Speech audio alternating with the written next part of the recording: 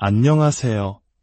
삶의 지혜와 깊은 울림을 찾아 떠나는 여정에 오신 여러분을 환영합니다. 오늘 우리는 인류 역사상 가장 영향력 있는 문서 중 하나로 꼽히는 사도 바울이 로마에 보낸 편지의 한 구절을 깊이 들여다보고자 합니다. 이 여정을 시작하기에 앞서 잠시 여러분의 마음을 모아주시길 부탁드립니다. 만약 오늘 우리의 이야기가 여러분의 마음에 작은 울림이나 깨달음을 준다면 좋아요와 공유를 통해 이 은혜의 메시지를 더 많은 이들과 나눠주시길 바랍니다. 여러분의 구독은 저희가 이 귀한 지혜의 샘물을 계속해서 길어 올릴 수 있는 큰 힘이 됩니다. 이 말씀을 듣는 모든 분들의 삶에 하나님의 평강이 함께하기를 기도합니다. 자, 이제 함께 시간의 강을 거슬러 올라가 보겠습니다. 무대는 약 2000년 전 세계의 중심이었던 로마입니다. 철학과 권력, 수많은 신들로 가득 찼던 거대한 제국의 심장부. 그곳을 향해 사도 바울은 담대하게 선포합니다. 로마서 한 장 16절과 17절의 말씀입니다. 내가 복음을 부끄러워하지 아니하노니 이 복음은 모든 믿는 자에게 구원을 주시는 하나님의 능력이 됨이라. 먼저는 유대인에게요, 그리고 헬라인에게로다. 복음에는 하나님의 의가 나타나서 믿음으로 믿음에 이르게 하나니 기록된 바 오직 의인은 믿음으로 말미암아 살리라 함과 같으니라. 이 두 구절은 로마서 전체를 관통하는 거대한 주제이자 기독교 신앙의 심장과도 같은 말씀입니다. 바울은 왜 자신이 전하는 복음을 조금도 부끄러워하지 않는다고 확신에 차서 말했을까요? 오늘 우리는 그가 제시하는 심오한 이유들을 하나씩 따라가며 그 속에 담긴 놀라운 진리를 발견하게 될 것입니다. 첫째로, 바울이 부끄러워하지 않는 이유는 그가 가진 것이 단순한 철학이나 교훈이 아닌 복음, 즉 기쁜 소식이었기 때문입니다. 당시 로마는 수많은 사상과 종교가 경쟁하던 곳이었습니다. 인간의 지혜로 신에게 도달하려는 노력, 혹은 쾌락과 권력을 통해 삶의 의미를 찾으려는 시도들이 넘쳐났습니다. 그런 세상 속에서 십자가에 못 박힌 한 유대인 청년에 대한 이야기는 어리석고 나약하게 보일 수밖에 없었습니다. 하지만 바울은 알았습니다. 이것이야말로 절망에 빠진 인류에게 유일한 희망을 주는 하늘로부터 온 기쁜 소식이라는 것을. 둘째, 이 기쁜 소식은 구원에 관한 것이기 때문입니다. 구원이란 무엇일까요? 단순히 어려운 상황에서 벗어나는 것을 의미하지 않습니다. 성경에서 말하는 구원은 죄와 죽음, 그리고 하나님의 진노라는 근원적인 문제로부터의 완전한 해방을 의미합니다. 우리 힘으로는 결코 해결할 수 없는 영원한 운명의 문제를 다루는 소식이었기에 바울은 세상 그 어떤 지혜와도 비교할 수 없는 가치를 확신했던 것입니다. 셋째, 이 복음은 인간에게서 나온 것이 아니라 하나님의 메시지였습니다. 바울 스스로 만들어낸 이야기가 아니었습니다. 영원 전부터 계획하시고 구약의 선지자들을 통해 약속하셨던 하나님의 거대한 구원 계획이 마침내 성취되었다는 선포였습니다. 그렇기에 그는 로마 황제의 권위 앞에서도 그리스 철학자들의 비웃음 앞에서도 당당할 수 있었습니다. 넷째, 이 복음은 단순한 말이 아니라 하나님의 능력이기 때문입니다. 복음은 죽어있던 영혼을 다시 태어나게 하고 죄의 노예였던 사람을 자유롭게 하며 절망에 빠진 자에게 영원한 소망을 주는 살아있는 힘을 가지고 있습니다. 말씀 자체가 생명력이 되어 듣는 이의 삶을 송두리째 바꾸는 역동적인 능력이었습니다. 다섯째, 이 복음은 모든 사람을 위한 것이기 때문입니다. 먼저는 유대인에게, 그리고 또한 헬라인에게. 당시 유대인들은 스스로를 선택받은 민족이라 여기며 이방인과 벽을 쌓았습니다. 하지만 복음은 그 모든 인종적, 문화적, 사회적 장벽을 허물어 버립니다. 하나님의 구원은 특정 민족의 전유물이 아니라 믿는 모든 자에게 차별 없이 주어지는 선물이라는 놀라운 소식이었습니다. 죄인이라는 사실 앞에서는 유대인이나 이방인이나 다를 바 없으며 그렇기에 하나님의 능력인 복음은 모두에게 똑같이 필요하고 모두에게 똑같이 희망을 줍니다. 그리고 이제 우리는 바울이 복음을 부끄러워하지 않는 가장 핵심적인 이유에 도달하게 됩니다. 여섯 번째 이유는 바로 이 복음이 구원을 주시는 하나님의 능력이 어떻게 작동하는지를 명확하게 계시하기 때문입니다. 17절은 이렇게 시작합니다. 복음에는 하나님의 의가 나타나서, 여기서 나타나서라는 말은 헬라어로 아포칼립토인데 이는 베일에 가려져 있던 것이 벗겨져 마침내 드러난다는 의미를 가집니다. 복음은 인간이 신을 찾아가는 고된 탐구나 철학적 사색이 아닙니다. 그것은 하나님께서 스스로를 그리고 당신의 구원 계획을 우리에게 활짝 열어 보여주시는 계시입니다. 오늘날 많은 사람들이 기독교를 하나의 도덕적 가르침이나 마음의 평안을 얻는 방법 정도로 생각하지만 그것은 복음의 본질과 거리가 멉니다. 복음은 선언이며 발표입니다. 감추어져 있던 비밀이 마침내 공개되는 것과 같습니다. 그렇다고 해서 이 진리가 과거에는 전혀 알려지지 않았던 새로운 것일까요? 그렇지 않습니다. 바울은 이미 로마서 1장 2절에서 이 복음이 그의 아들에 관하여 성경에 미리 약속하신 것이라고 밝혔습니다. 구약의 선지자들은 장차 오실 메시아와 그를 통한 구원을 희미하게나마 바라보았습니다. 마치 먼동이 트기 전 희미한 빛 속에서 산의 윤곽을 어렴풋이 보는 것과 같았습니다. 그들은 자신들이 아니라 우리 세대를 위해 예언을 기록하고 있다는 것을 알았습니다. 아브라함 역시 믿음으로 의롭다 함을 받았고 먼 훗날 오실 구원자의 날을 보고 기뻐했습니다. 하박국 선지자는 오늘 본문이 인용하는 오직 의인은 믿음으로 말미암아 살리라는 위대한 선언을 남겼습니다. 이처럼 구원의 길은 구약 시대 내내 암시되고 예언되었지만 마치 안개 속에 가려진 것처럼 그 실체가 분명하지 않았습니다. 그러나 이제 예수 그리스도 안에서 그 모든 예언과 그림자들이 실체로 드러났습니다. 복음 안에서 구원의 길이 환하게 밝혀진 것입니다. 우리는 더 이상 희미한 그림자를 더듬을 필요가 없습니다. 우리는 완성된 계시의 시대에 살고 있는 특권을 누리고 있습니다. 이것이 바울이 기뻐하며 담대하게 복음을 외쳤던 이유입니다. 그렇다면 복음을 통해 밝히 드러난 계시의 내용은 구체적으로 무엇일까요? 이것이 바로 일곱 번째 이유이자 로마서 전체의 핵심 주제입니다. 그것은 바로 하나님의 의입니다. 복음에는 하나님의 의가 나타나서 이 하나님의 의라는 표현은 인류 역사를 바꾼 단어라고 해도 과언이 아닙니다. 특히 종교개혁을 이끈 마르틴 루터의 삶을 완전히 뒤바꿔 놓은 구절이기도 합니다. 만약 우리가 개신교 신앙을 가졌다고 말하면서 이 구절의 의미를 제대로 이해하지 못한다면 어쩌면 우리는 신앙의 가장 중요한 핵심을 놓치고 있는 것일지도 모릅니다. 하나님의 의란 무엇일까요? 우리는 먼저 그것이 무엇이 아닌지부터 살펴봐야 합니다. 이것은 하나님의 속성, 즉 하나님 자신이 가지신 절대적인 공의와 거룩함을 의미하는 것이 아닙니다. 물론 하나님은 영원히 의로우시고 공의로우신 분입니다.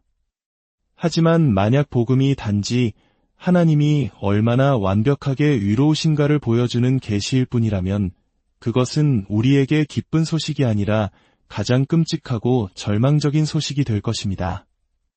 바로 이 지점에서 마르틴 루터는 극심한 영적 곤회에 빠졌습니다. 그는 로마 가톨릭의 수사였을 때 로마서 강의를 준비하다 이 구절과 마주쳤습니다. 그는 하나님의 의를 인간의 죄를 결코 용납하지 않으시는 하나님의 무서운 심판의 속성으로 이해했습니다. 그는 이렇게 고백했습니다.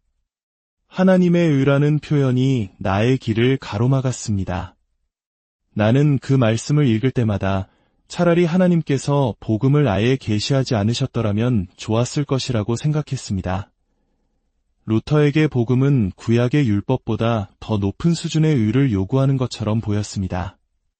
눈은 눈으로, 이는 이로 갚으라는 율법 위에 원수를 사랑하라는 더 무거운 계명이 더해진 것처럼 느껴졌습니다.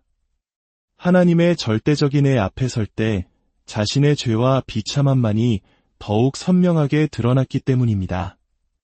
그는 스스로의 노력, 즉 금식과 고행, 기도를 통해 그 위에 도달하려 했지만 하면 할수록 더 깊은 절망에 빠질 뿐이었습니다. 그렇다면 바울이 말한 하나님의 의의 진정한 의미는 무엇일까요?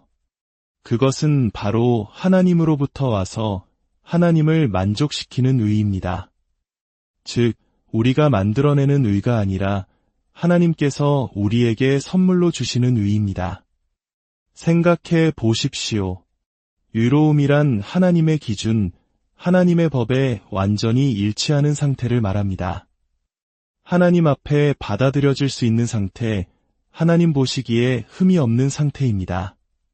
그러나 우리 중 누가 스스로의 힘으로 그 기준을 만족시킬 수 있겠습니까? 성경은 단호하게 말합니다. 의인은 없나니 하나도 없으며 복음은 이 딜레마에 대한 하나님의 놀라운 해답을 제시합니다. 복음의 궁극적인 목적은 단순히 우리를 죄에서 용서하고 지옥에서 건져내는 것만이 아닙니다. 복음의 핵심은 인류 역사의 시작부터 던져진 질문, 사람이 어찌 하나님 앞에서 의로울 수 있는가? 라는 욥의 질문에 답하는 것입니다. 복음은 율법을 폐지하지 않습니다. 오히려 율법을 완성하고 확립합니다. 율법이 요구하는 완전한 의를 복음은 전혀 다른 방식으로 성취합니다.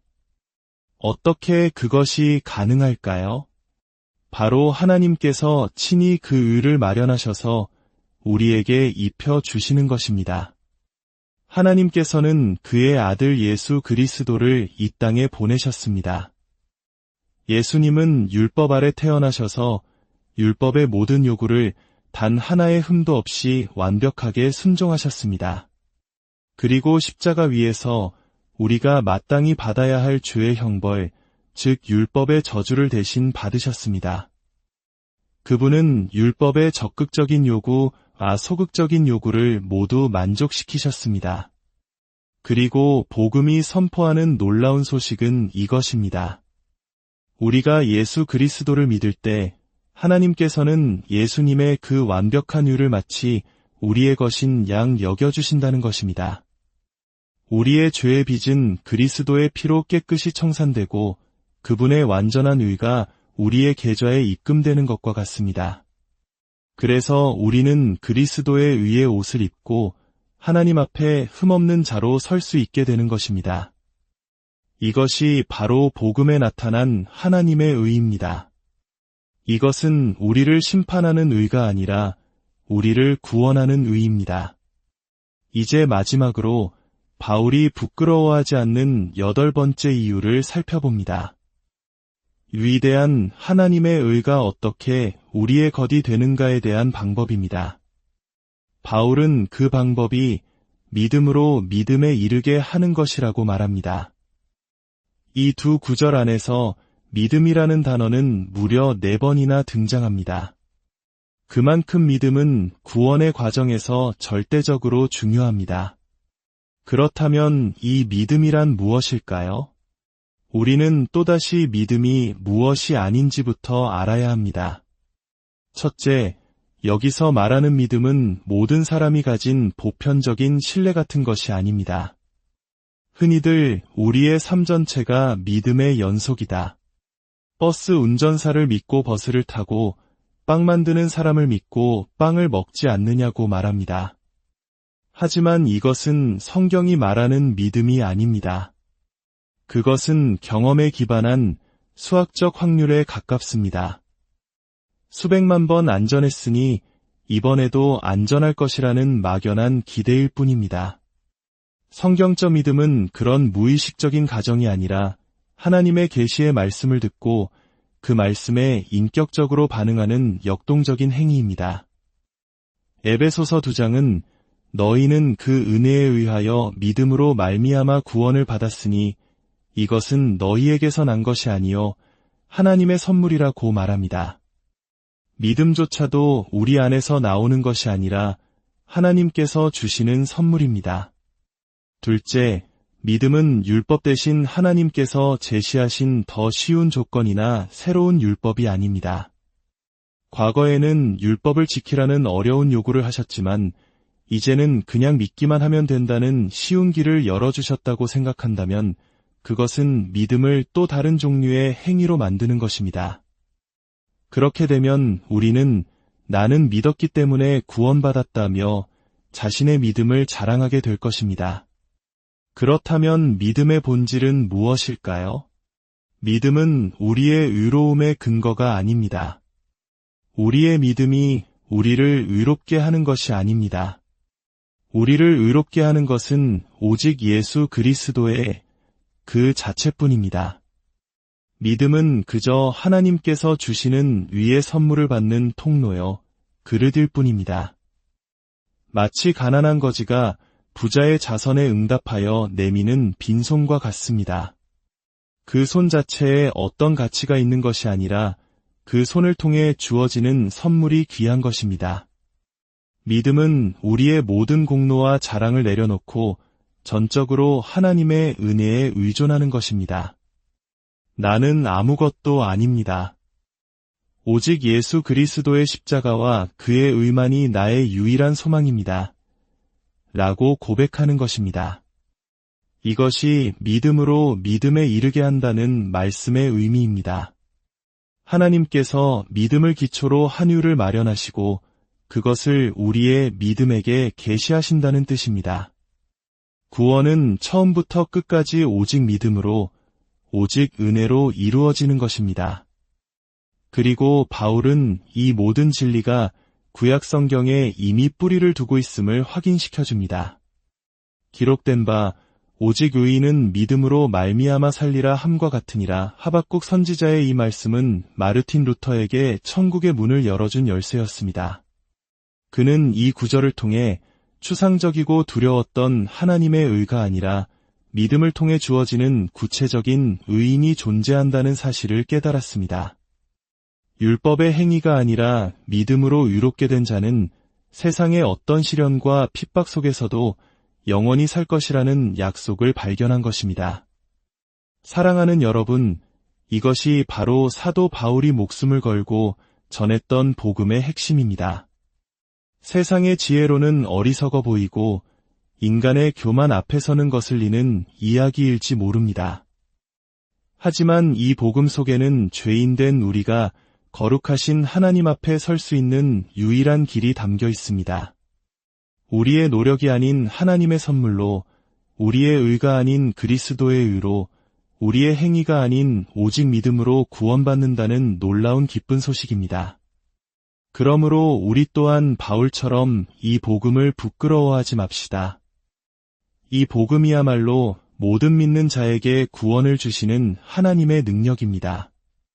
의인은 오직 믿음으로 말미암아 살아갑니다. 오늘 이 말씀을 통해 여러분의 영혼이 소생하고 삶의 참된 반석을 발견하는 은혜가 있기를 소망합니다. 하나님의 의가 여러분의 삶을 덮고 그리스도께서 주시는 평강이 여러분의 마음을